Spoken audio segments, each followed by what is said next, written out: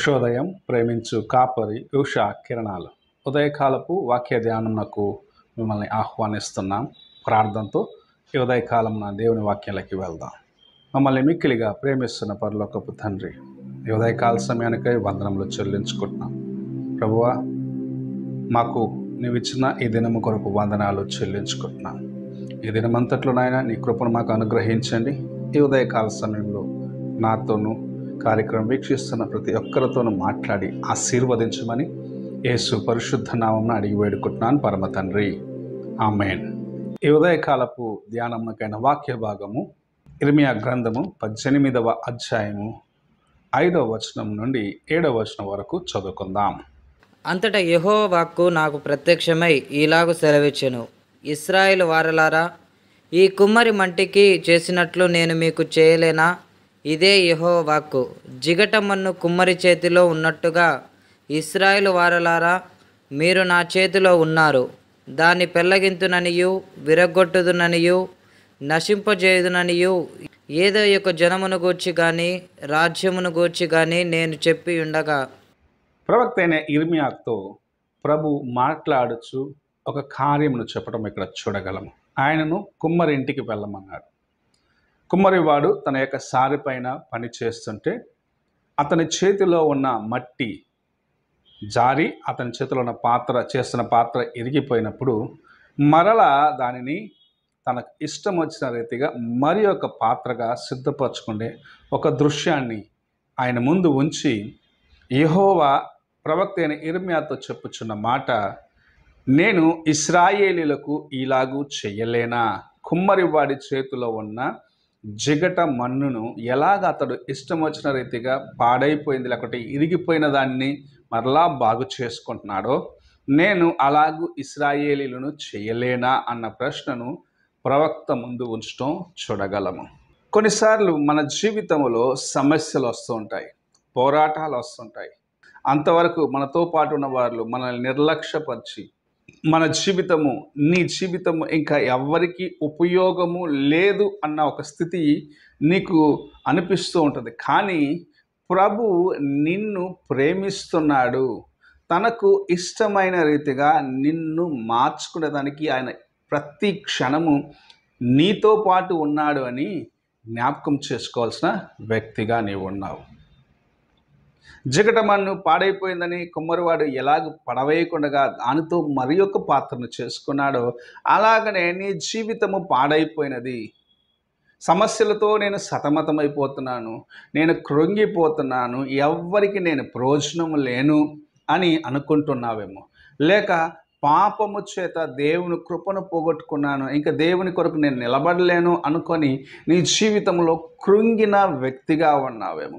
నేను తెలిసే ఈ తప్పు చేశాను, దేవుడు నన్ను క్షమించడు అని ఆ తలంపుతో నీవు నలిగిపోతున్నావేమో. ప్రభు నిన్ను చూసి నిన్ను ఉదయకాల సమయంలో నేను నిన్ను మరలా బాగు చేయగలను అన్న మాటను చెప్పటం చూడగలం.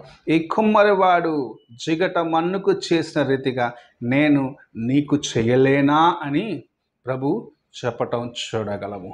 మనల్ని ప్రభు ఎంతగా ప్రేమిస్తున్నాడంటే, లోకము మనల్ని పడవేసినా సరే, త్రోసివేసినా సరే, ఆయన మనల్ని మరలా బాగు చేసి వాడుకొనగలడు.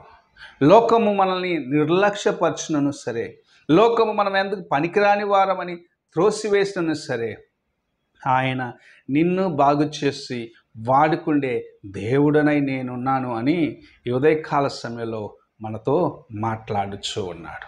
దేవుని కృప ఎంత గొప్పది. ఈ లోకంలో ఉన్నవారు మనల్ని త్రోసివేయచ్చు.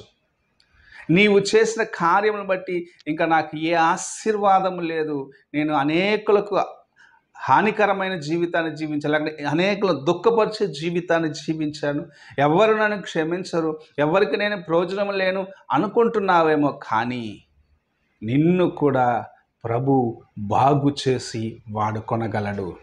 నీ జీవితమును కూడా అనేకులకు ఆశీర్వాదకరముగా చేయగలడు. కృంగిపోయి ఉన్నావేమో, నిన్ను లేవనెత్తాడు. నలిగిపోయి ఉన్నావేమో, నిన్ను బాగు చేస్తాడు. నిన్ను సరిచేసి నిన్ను ఆశీర్వదించి నిన్ను అనేకుల మధ్యలో మరలా స్థిరపరిచే దేవుడు నీకు తోడుగా ఉన్నాడు. ఈ ఉదయకాల సమయమున ప్రభువుని చూస్తున్నావు కదా, ఆయన నీకోసం తన చేతిలో చాచి ఉంచినాడు. నిన్ను బాగు చేసి వాడుకోవాలని తన చేతులను చాచి ఉంచినాడు. సిలువ మ్రానుపైన చేతులు చాచినది నిన్ను బాగు చేయటానికి కోసమే.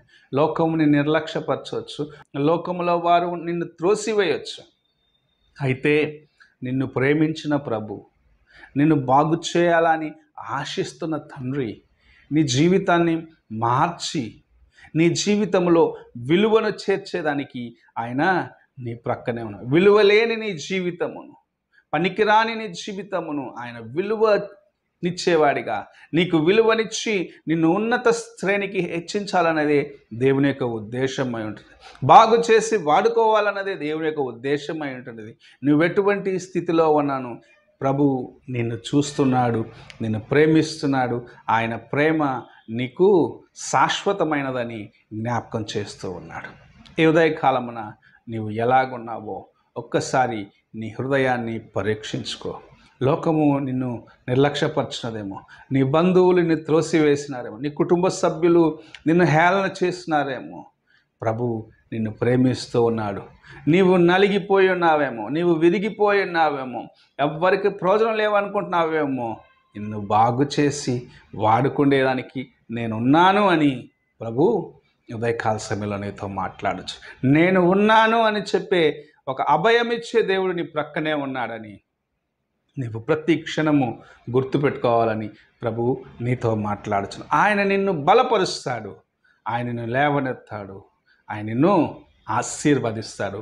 నీవు ఆయన మాటకు లోబడేదానికి నీ చెవులను సిద్ధపరచుకో, నీ మనస్సును సిద్ధపరచుకో, నీ యొక్క తలంపులన్నింటినీ ఆయన వైపు నీవు కేంద్రీకరించు.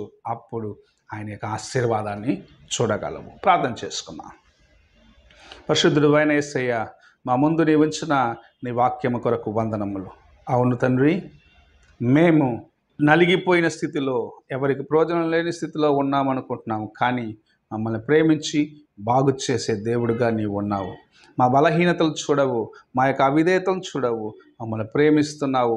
మమ్మల్ని బాగు చేసి అనేకుల మధ్యలో నిలబెట్టాలనేది నీ ఉద్దేశమై ఉంటున్నదని ఈ వాక్యము సెలవిస్తుంది.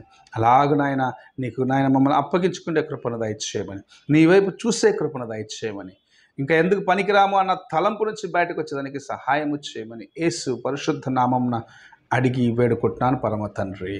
ఆమేన్. తండ్రి అయిన దేవుని ప్రేమ, కుమారుడైన క్రీస్తు కృప, ఆదరణకర్తైన పరిశుద్ధాత్మిక సహవాసము ఇప్పుడును ఎల్లప్పుడూ తోడై ఉండి సదాకాలము నడిపించునుగాక. ఆమేన్.